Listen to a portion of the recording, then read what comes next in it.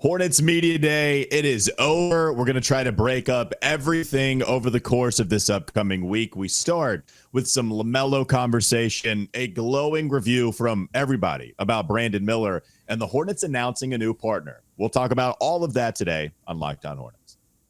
You are Locked On Hornets, your daily Charlotte Hornets podcast. Part of the Locked On Podcast Network, your team every day. In a minute, cuz we live.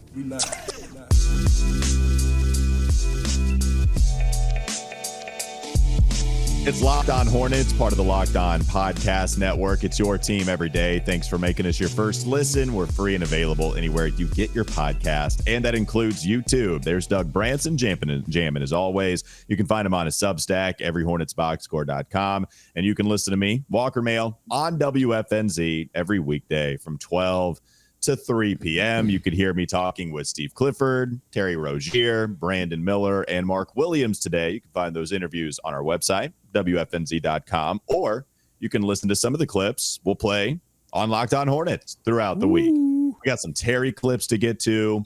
We have some Brandon Miller's, maybe some Steve Clifford clips to get to a little bit later on in the week. But we got a lot of audio, Doug.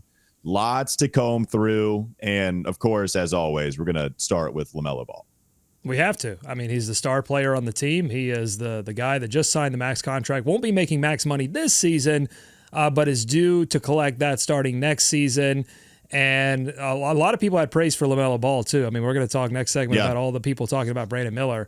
But there were plenty of people also, Steve Clifford, Miles Bridges, Gordon Hayward, noting that LaMelo is growing defensively, that he's starting to take those reins as the leader of the team, and that I think that process is going to really evolve throughout the rest of this season. So a lot of people talking about LaMelo Ball, but it was something that LaMelo Ball himself said that I think, I mean, you could disagree with me if you like, Walker, but I think is the biggest story out of Media Day. We're not always guaranteed a big story out of Media Day. So a lot of this stuff is pre-programmed. Everybody sort of gets on the same page about what they're going to say, what the storylines for the season are, and there's messaging that happens in Media Day, right? It's kind of already cooked. It's in the oven. You get it out. You start to smell it. But this story about LaMelo Ball's injury came out of nowhere a little bit, and it wouldn't have happened had Rod Boone not followed up on a question about his rehab, about LaMelo's rehab, and said, essentially, so you're not wearing braces? And then LaMelo corrected him and said, actually, I am wearing braces. And that's the big story out of Media Day, is that LaMelo Ball, after recovering from these three ankle injuries to the left ankle and then the right ankle fracture, is now wearing ankle braces.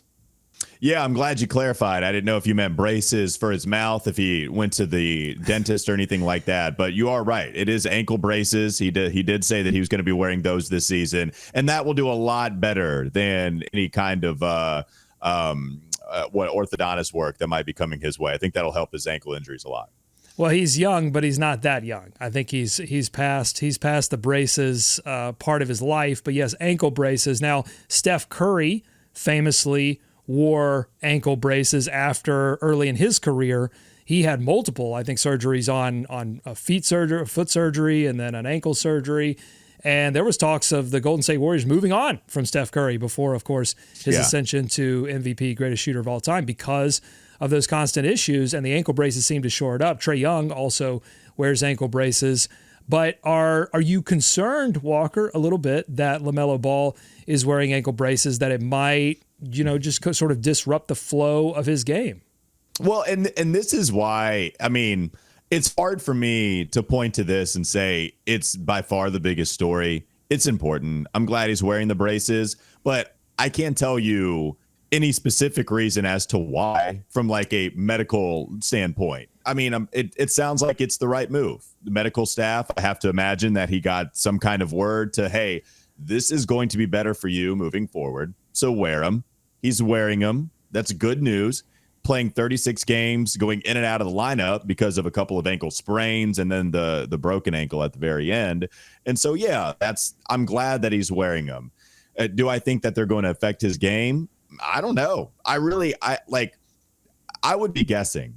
Right. I would be guessing as far as how, when you start to cut, you can feel it on the end, I don't know. Like, I hope it doesn't affect him, but I'm glad he's wearing them because, of course, he has to be as healthy as possible this upcoming season. So hopefully the braces do their job and LaMelo continues to ball out and show us the potential superstar that he is with the ability we've seen so far.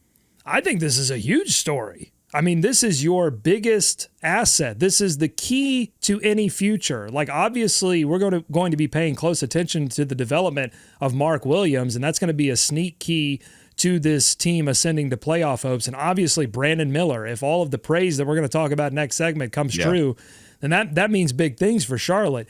But it all starts, I think, and ends with LaMelo Ball's health. If he's not healthy over the next couple of seasons, that's going to prevent them from realizing any kind, and I'm talking playoff series wins. It's going to keep them from realizing those dreams, I think. And so this is your biggest asset.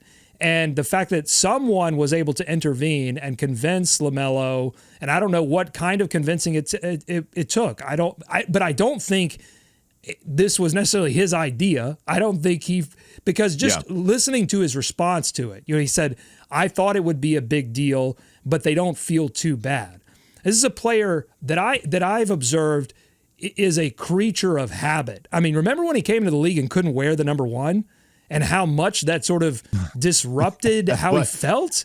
I mean, he won Rookie of the Year without it, but yes, like, I got you. He didn't want to wear it, but he did okay while also going with a different number. Well, that's how good. I mean, he's good. He's a good player. Like, he can overcome some of this stuff, and that's what gives you hope about this. Also, the Steph Curry, the Trae Young, the big players that have been able to wear these things and have success in them, I think that also gives you hope.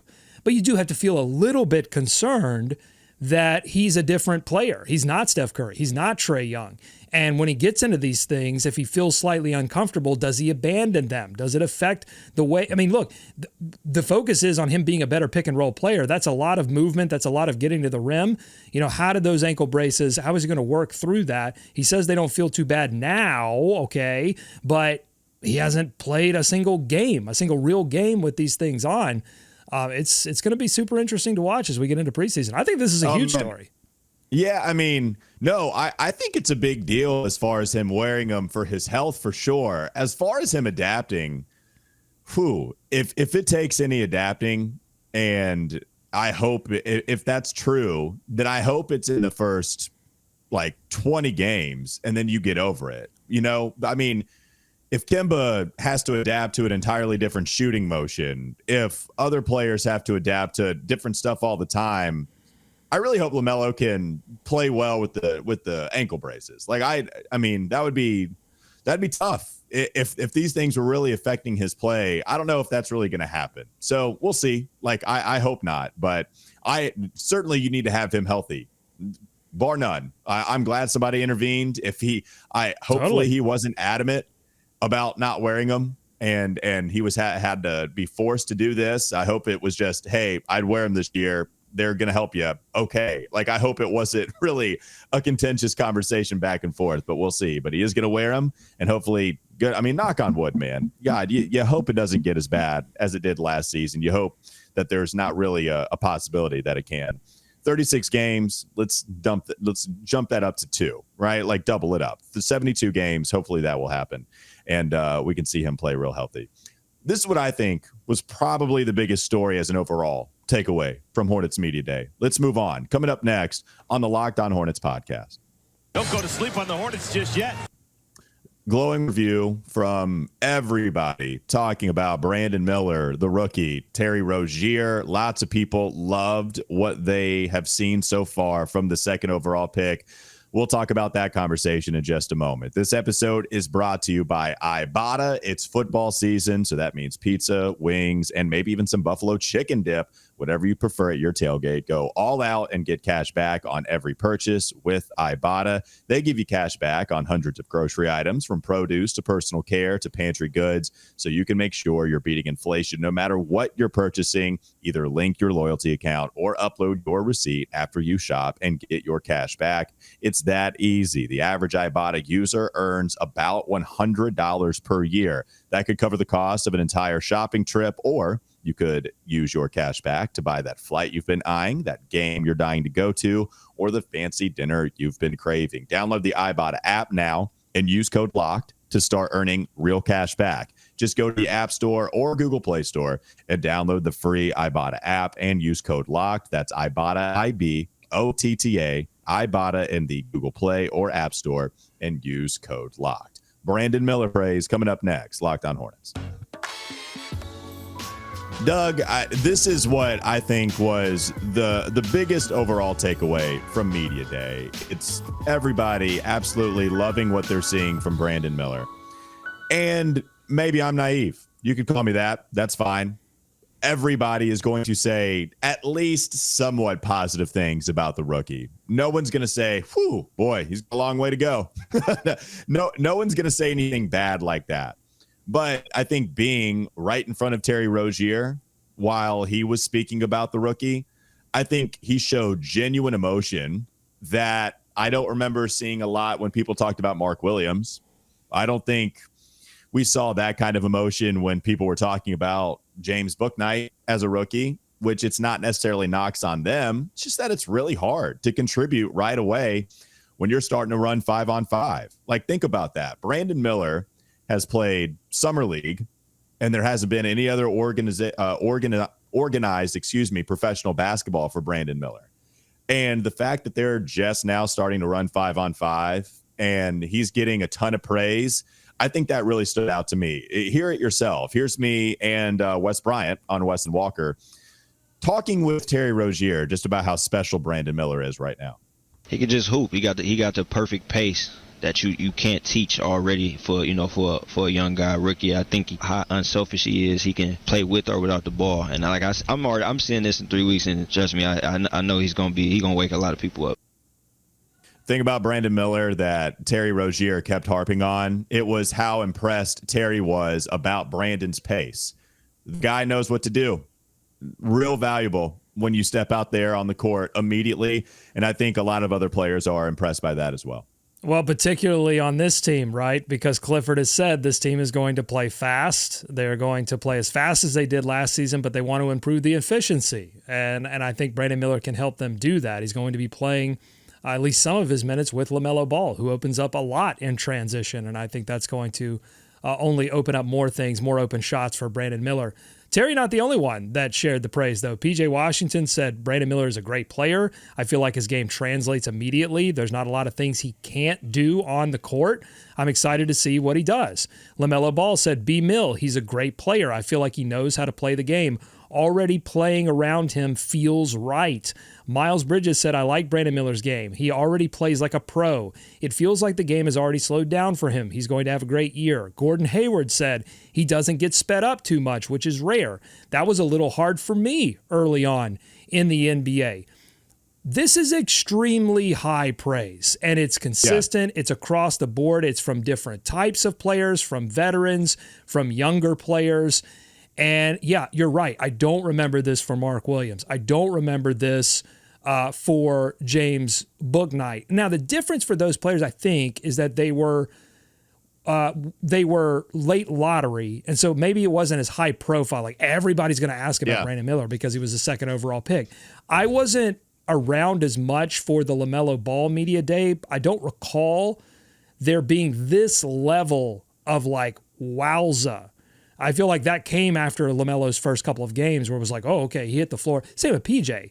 I mean, PJ came out gangbusters in those first few games, and everybody was like, oh, okay, this guy's the real deal. But yeah, this early getting this kind of praise, it's outstanding. As a fan, you have to feel extremely great, especially if you were a little bit sour on this decision. If you wanted Scoot Henderson, I think all of this, there's no reason, I don't think, for these players to blow smoke about this. Because look, if Brandon Miller comes out in games, 1 through 5 and looks completely lost, then all of these players look a little silly. They look like they don't know what they're talking about. So there's a little like, hey, they're putting themselves out on the line a little bit to say, no, this guy's the real deal. I see it. I know basketball. And so I think this has to make you feel confident that, I don't know that he's going to have like a rookie of the year campaign, but I certainly don't think he's going to come out like Noah Vonleh or Frank Kaminsky. Terry Rozier seemed really genuine. Like watching his face light up, talk about Brandon Miller, it was different than what I hear from vets about a lot of the other rookies and how they can contribute right now. Speaking of significant impact right now, that's the exact way I phrased the Brandon Miller question to Steve Clifford on WFNZ earlier today. Do you expect him to have a pretty significant role right away? Steve Clifford, while acknowledging that he is not one necessarily or acknowledging his reputation of not playing the rookies right away, he did say, he expects Brandon to have a significant part in the rotation. Here's the full answer from him earlier today on Wes and Walker. He's been, I would say, everything that I thought he could be. High IQ, which has really become more and more difficult to find out of the college ranks. Super high IQ. They like playing with him already. When he's open, he shoots it. When he's not, he moves it. He knows how to play without the ball. He can really pass, and he plays at both ends of the floor. So, I mean, he's going to get big minutes. I mean, I know I always get the knock he doesn't play younger guys, which I would argue if you look at it, it's not really true, right? I do say I've always played the younger guys who deserve to play, and I do think he will be one of those guys. But I also think that what people don't understand is when you think you have somebody who's going to be a big part of things, and especially, I think we have a playoff type roster, you've also have to pace them in a way so that when you get with these younger guys to game 70 to 82 to the playoffs, that they've got a lot left. So that's part of the trick with him too, but he's been he's been terrific. Okay, love the answer. One, when he stops in the middle and he says he'll be one of those guys too. So anybody worried about Brandon not getting a ton of minutes, he immediately says he's going to be one of those guys too that gets minutes right away. So there's one. The other thing is, I think when he talks about making sure the younger players, it's basically like being wary of the rookie wall, just making sure that they're ready at the end of the season. I think that's just how you handle every young basketball player. Brandon Miller, Scoot Henderson, Victor Wembanyama, everybody that is going from 35 to 40 games at most in college, if you make the whole run in the NCAA tournament, to now 82 at the very least. So love this answer from Steve Clifford. Well, it's reality. I mean, I think what he's indicating there, what I think he's indicating is that early on in the season, when Brandon Miller is fully healthy and fully energized, he's going to play a big part in figuring out what this team is. And then once all that gets figured out, there may be a portion in the middle to late middle of this season where maybe his minutes start to get reduced a little bit or his role gets reduced a little bit. And there's some other players that step up. And it doesn't mean that Brandon Miller suddenly takes a step back. What it means is there's going to be some management of his minutes, and it might be subtle. It just might be like 3 or 4 minutes here. It might, there's certainly some things that they can do to figure out that rookie wall. I mean, I'm sure they've got people just studying this year after year, trying to figure out the best way to manage these minutes if you've got a player that stays healthy the entire season. Because indeed, if they do shock the world and go from, their 30th ranked projections seemingly across the NBA punditry landscape and suddenly make a play-in opportunity, you want to have a Brandon Miller who's not completely zapped of energy. So I think it's a great answer, and it's exciting because I think Clifford has to be somewhat aware of what happened with Mark Williams last season, and somewhat aware that he needs to communicate that he's seen enough of Brandon Miller at this point to say confidently, yes, he's not only going to play, but he's going to have a big role in this rotation. I don't know what more you could ask for as a fan of this team, and as a fan of Brandon Miller, you're super excited. But even if you, again, were someone that, like this show, we were, wanting them to go Scoot Henderson, this is everything you could have asked for, is everybody being confident that this is the right pick. And now we get to see it. Now we get to see it in preseason, and we get to see it in the regular season too, and find out if all of this actually plays itself out on the court. You know what else is a great sign is that Brandon Miller today at the podium talked about the importance of taking care of your body right away, immediately. That's great. I don't think you hear that first day as much. I'm sure we've heard it, but Brandon Miller telling you to get on the table. Now, he referenced Gordon Hayward. I was going to say Gordon Hayward forced him and other young players to get treatment on the table every morning. The jokes write themselves with Gordon. It still matters, right? Take the easy joke, move on. And yes, I think it matters. You listen to that guy. Whenever he tells you anything about injuries or taking care of your body, you listen to that guy. That is, he's a veteran in a lot of respects, and he is a war-torn veteran when it comes to injuries. So you listen to that guy. Last one, also, Muscle Watch. Brandon Miller, he's there. Reached his goal, 210. Looked bigger. It's always funny to mention that. You get made fun of, but he does. He looks and he talked about being able to take those bumps when you're driving in the lane. I think that was big. Like, he fully acknowledged that was a weakness, a part of his game, and that's a big old transition from college to the NBA level. That putting on more weight so he can take the bumps, also dish them out, but really was to take that punishment because of how physical the league is. So he knows, man, smart dude. And I think Brandon Miller has talked about that. I think Steve Clifford, as you heard in that soundbite, really took that note. Final thing on Brandon Miller from you. I love a good Weight Watchers. I love a good muscle watch. This is muscle watch season. Mark Williams said he added 10 to 12 pounds of muscle. JT Thor, I feel like one-upped Mark and said, I added 8 pounds of straight muscle.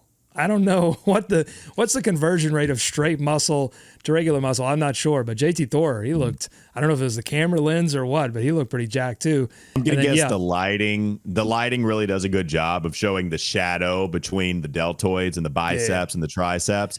I'll tell you this, Mark Williams looked the most, the strongest compared to what they did last year. That's what I'll say. If you care. If you care. Okay, Brandon Miller said he had hit his weight goal of 210 pounds. Mm-hmm. This is going to be a journey because I don't think 210 is the end goal, right? I think you have to be careful as a young player, and some reps for Wemby talked about this. You don't want to put weight on too quickly. It can have detrimental effects on different parts of your body, injury concerns, all kinds of things. Mecca Okafor went through that early in his career and kind of derailed his Bobcats career by putting on too much weight too fast. So this is going to be a journey for Brandon. He's not going to be like right-sized this rookie season. This is going to be a 3-4 year journey to get his body into that super wing peak physical conditioning. But step one, if that was the goal and if that was what the team felt like was the right goal, then, step one is complete. You know what else is a great way to put on some weight? Eat a bunch of chocolate. Yeah, there you go. I thought you might get it. Coming up next on the Locked On Hornets podcast. Don't go to sleep on the Hornets just yet. The Hornets teased it, a part of their Twitter handle. They're teasing a media day. The Hornets have a new partner in Mr. Beast and Feastables candy bars. We'll talk about that coming up next. Locked On Hornets. All right, Doug, I tried it today. They had a whole bunch of candy bars at the Spectrum Center. I tried it. Wes tried it. Terry Rozier did. We did a taste test on the airwaves. You can go check it out on at WFNZ, at Wes and Walker on Twitter. You got a candy bar too. So you went out and you made sure you got Mr. Beast Feastables. There, I got it out. It's the new jersey patch. You can see the logo of Mr. Beast right there on the Hornets uniform. It is now the candy bar from Feastables that they are supporting. Pretty cool, I think. I think it's a cool sponsor. The logo looks pretty sweet on the jersey, and I know you're supporting as you just went out and got a candy bar earlier today. Well, listen, I'm supporting because Mr. Beast is on YouTube, and he's now part of the Charlotte Hornets organization. We are, I would say, self-proclaimed, but also probably, in fact, the #1 Hornets podcast anywhere. And so, Mr. Beast might want to support the #1 Hornets podcast. So, of course, we got to get the candy bar on there. I tried it; it was good. I went to 7-Eleven. Apparently, they're available at 7-Eleven. There's one near me. Tried to ring it up. It didn't ring up for some reason. It took like 3 clerks coming over to figure out how to charge me for a candy bar, and all of them were looking at me like, do you really need this candy bar? Can you not just run back, grab a Snickers, and let us all get out of here? And I said, I can't. I need this candy bar for a prop. So, eventually I did leave the store, and I got the candy bar. I think this is a very interesting decision by the Charlotte Hornets who I would note are now under new ownership. And I would question whether maybe the old ownership would have been as willing to go out and find a partnership like this that is unique. It is the first time an NBA franchise has gone out and gotten this kind of partnership with a creator-led business, an influencer, somebody that's sort of in this new economy of go on YouTube or go on TikTok and do crazy things and make lots of money. And I think that's going to present some interesting opportunities for the Charlotte Hornets to access a younger demographic. I think you still have to win. I don't think, if you continue to lose, you're not going to attract anyone, young or old. So you've got to win. But I think also to make this partnership work, Walker, you have to, it just can't be just a patch on the jersey. There has to be some kind of, I think, relationship, partnership with Mr. Beast to access his audience. And it has to be done in a way that makes sense for Mr. Beast, who is, like, if you know anything about him, he does crazy things. He's irreverent. Sometimes he gets in trouble for some of the crazy stuff he does on YouTube. He's courted controversy before. I think generally he tries to do the right things. He's not like one of these Logan Paul cats who just does terrible things for clicks and doesn't really care about the effects of the things that he does on other people. I don't think he's like that. But this is going to be interesting to see the buttoned up world of NBA franchise meets irreverent brand thing and how that works. And even on your radio show today, you were asking Terry Rozier about one of the other candy bar flavors, which is called D's Nuts. And you were making, you were 12. Doing that. You were being school. Yeah, 12. You and Wes were being school children on the air doing D's Nuts jokes. And I could feel someone from PR. I don't know anything. I wasn't there. I've been sitting here in Nashville, but I could just feel like the force. I could feel someone from PR cringing at the idea of the Charlotte Hornets and D's Nuts being in the same sentence. And so if they don't figure out a way, I remember ESPN and Barstool. Remember when they got into bed together, Walker, and that lasted, 5 minutes? Because ESPN, and if they're getting in bed together. Because ESPN wanted Barstool's audience, but they didn't want to do anything associated with their brand that would be necessary to access that audience. That's my big question. Will the Charlotte Hornets be willing to get into the playpen of Mr. Beast, which is not the playpen of Lending Tree, right? It's just two different things. Are they going to be willing to do those things, or will that cause conflict? I think that'll be interesting to see. Mr. Beast from North Carolina, by the way. There are local ties here. I remember Mr. Beast put out a video a while back where there was a competition. Cam Newton was a part of it, and it was how many footballs could you catch in like a minute's worth of time. So has worked with the other professional franchise here in Charlotte before. And even with you talking about Mr. Beast being irreverent, fun-loving, coming up with these crazy videos on YouTube. Yes, Doug is trying the candy bar as we speak. I like it too. I tried D's Nuts, yes, and the milk chocolate flavor. And we will definitely play in that playpen. We have no problem getting in the mud and messing around and having a good time. I just worry that that's not traditional. Not even I'm not even talking about the Hornets being unique to this. Like any professional sports franchise, whenever they do something weird on Twitter, they're like, the Hornets have just recently done that. They tried to put out, I don't know if you saw my Friday show, they put out the green screen thing with Terry Rozier, and people fooled around. And you don't think Mr. Beast's audience would do that? They fooled around with those Photoshops in a not very brand safe way, and Hornets immediately pulled it. Yeah, they did. There was a lot. It was bold, and they put it out there. But yeah, I thought this was cool. I thought this was and plus, I think Sam Farber talked about it. Hornets play-by-play announcer. I think he's right. These nuts. He talked about, first, he really appreciated me putting him on the spot with D's Nuts on the airwaves. He was very appreciative of that. I'm sorry, you can't hand me a D's Nuts flavor candy bar and me not talk about it. That's why you gave me the candy bar. What am I supposed to do? So he also talked about the logo looking pretty cool, by the way. Like if you care about the aesthetics and you care about the aesthetic on the actual jersey, how it looks, pretty cool. Way different than Lending Tree. I will say it would have fit better on a Bobcats jersey. Okay. I mean, it does look, it's a cat-like thing. It would have. It's a little bit of a callback to now. Different they want to do a color, Bobcats throwback at some point. It's going to really work. The Beast Cats could have had something like that. Maybe. Doesn't matter. We're the Hornets now. Did you want to get to the Kelly Oubre diss track before we end today's show, or did you want to tease that and talk about it tomorrow? No, I think just a quick lightning round of a few things because, look, there's going to be a lot that we've got to get into. We're going to talk about Mark Williams this week. A lot to be said about Miles Bridges' return and how does the team, Steve Clifford had some thoughts about how they're going to deal with the fact that he's going to be out for 10 games, but they've got to prepare in training camp with him. And so how do you figure all that out? We'll talk about that as well. Nada's going to join the show this week. Man, I really should have had some water, some milk ready. This chocolate is gumming me up. We're going to have Nada. We're going to have Nick Carboni is going to rejoin the show this week. So it's going to be a big week. So I thought we could do a little quick lightning round of some things that I saw around Media Day, both from the Hornets and the NBA. And the first thing was, as you mentioned, this Kelly Oubre diss track that he released via the Philadelphia 76ers Media Day. I'm pulling up the quote now. So it's Kelly Oubre at Media Day saying, quote, "This team wins every year, right? The fan base wants them to win more, but I come from teams where they have no hope, like zero hope within the whole city." And that's not this at all. So I appreciate the fan base for being hard on the team. Fair or foul, Walker, on these Kelly Oubre disses? I don't know, man. You don't want to hear it. The problem is when he says teams, if you go back to Golden State, he was a Warrior.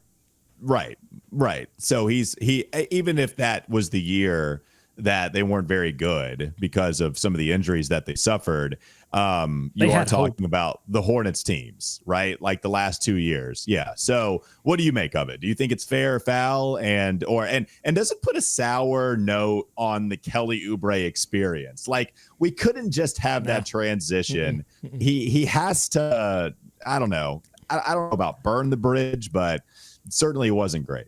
No. I'll tell you why this doesn't bother me, because you don't get Tsunami Poppy without this, right? You don't get, because he's high emotion. You don't get all of the fun stuff like blowing kisses on the court. You can't have that and have him, just be okay with being, he wanted to stay. And the Hornets said, no, you cannot stay. And I'm sure that hurt.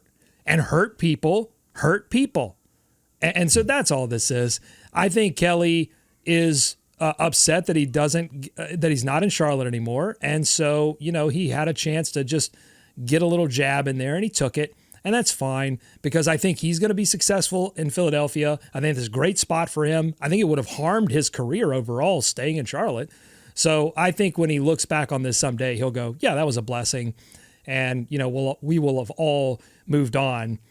So those are my thoughts on that. And then the final thing that I wanted to get to, if I pull my rundown back up here. It's the biggest lie at Media Day, Doug. This is your thing. This is the biggest lie told. Tell the people what it is. Well, I say the biggest because there are a lot of, I won't call them out and out lies, but there are a lot of embellishments on Media Day. Media Day is meant to inflate the hope of fans. It's meant to say, this is a playoff team, when I think everybody knows this is most likely not a playoff team.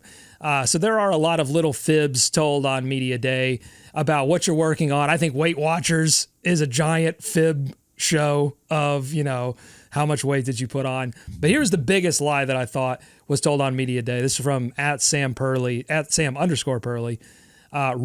Nick Richards says he's been practicing shooting more threes, but it's not something his game is going to be molded around right now.